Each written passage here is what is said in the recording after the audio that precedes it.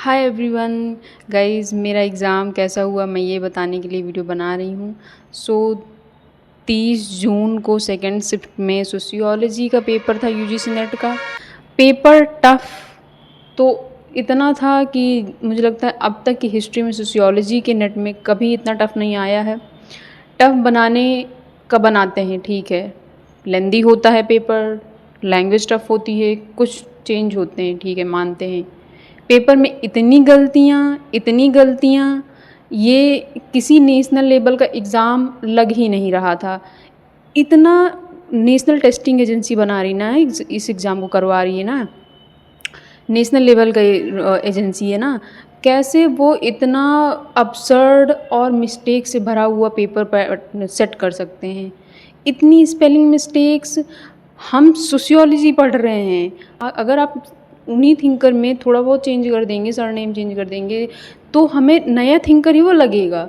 हम ये नहीं सोचेंगे कि अरे इसमें मिस्टेक हो गई होगी।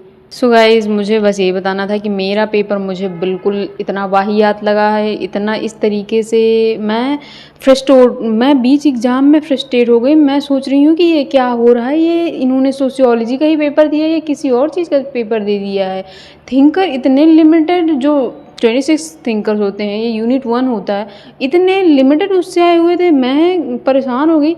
मतलब इतना जल्दी मेरा जो दिसंबर में पेपर हुआ था वो मैं पहले ही टाइम से करके बैठ गई थी। मुझे था कि जो नहीं आ रहा है मैं 10-15 मिनट पहले ही ख़त्म कर ली थी। बट इस बार लग रहा था कि ये हो क्यों नहीं रहा मेरे से। मतलब ये इतना टफ़ है या बस मुझे ही टफ़ लग रहा है। ये लैंग्वेज कैसी है, लैंग्वेज समझ नहीं आ रही। हिंदी से इंग्लिश से हिंदी ट्रांसलेट कर रहे हैं तो उसमें इतना अजीब कि दोनों के वर्ड समझ ही नहीं आ रहे हैं। ट्रांसलेशन भी नहीं समझ में आ रहा है, इंग्लिश में जो लिखा है वो भी नहीं समझ में आ रहा है।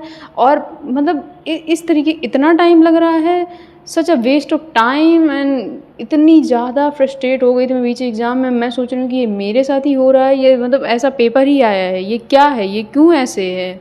गाइस, मैंने पहले भी 2 बार एग्ज़ाम दिया हुआ है। मैंने देखा है कि पेपर टफ़ होता है, थोड़ा बहुत चेंजेस होते हैं, चलो ठीक है, सब्जेक्टिव पेपर है, चीज़ें होती हैं, कभी एक आध स्पेलिंग मिस्टेक्स हो गई, माना जाता है। बट इतना अपसेट बना देना, उसके बाद इतनी सारी स्पेलिंग मिस्टेक कर देना, उसके बाद आप बोलोगे हम डिलीट कर देंगे वो क्वेश्चन। कितने क्वेश्चन आप लोग डिलीट करेंगे? 2 क्वेश्चन, 3 क्वेश्चन, उससे ज़्यादा नहीं करेंगे। और इस पेपर के बाद भी कट ऑफ देखिएगा कितनी हाई जाती है। अब मैं यही सोच रही हूँ कि भाई वो आते कहाँ से वो स्टूडेंट जो इतनी ख़राब पेपर के बाद भी इतना अच्छा परफॉर्म करके कट ऑफ क्लियर कर लेते हैं। इतना हाई कट ऑफ कैसे चला जाता है। वो टॉपर्स भी नहीं कभी दिखेंगे आपको, ना ही वो स्टूडेंट सामने आएंगे जो पेपर टॉप किए हैं या इतने अच्छे मार्क्स लाए हैं।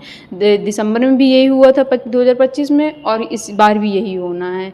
इन लोगों में बिल्कुल भी अकाउंटेबिलिटी नहीं है, कुछ फ़र्क नहीं पड़ता है। तैयारी कर रहे हैं स्टूडेंट, जैसे इनको एग्ज़ाम करवाना, इतनी मनमानी, इतनी बेतुके तरीके से पेपर सेट करना। भाई मतलब एक तरीका होता है कि तुमने सिलेबस दिया हुआ है, उसके हिसाब से पेपर आएगा तो बच्चे उसी हिसाब से पढ़ते हैं, PYQ लगाते हैं, प्रीवियस क्वेश्चन से। भाई लिमिटेड क्वेश्चन, 100 क्वेश्चन में से 10-15 क्वेश्चन, वो भी इनडायरेक्टली, डायरेक्टली तो बहुत कम ही थे।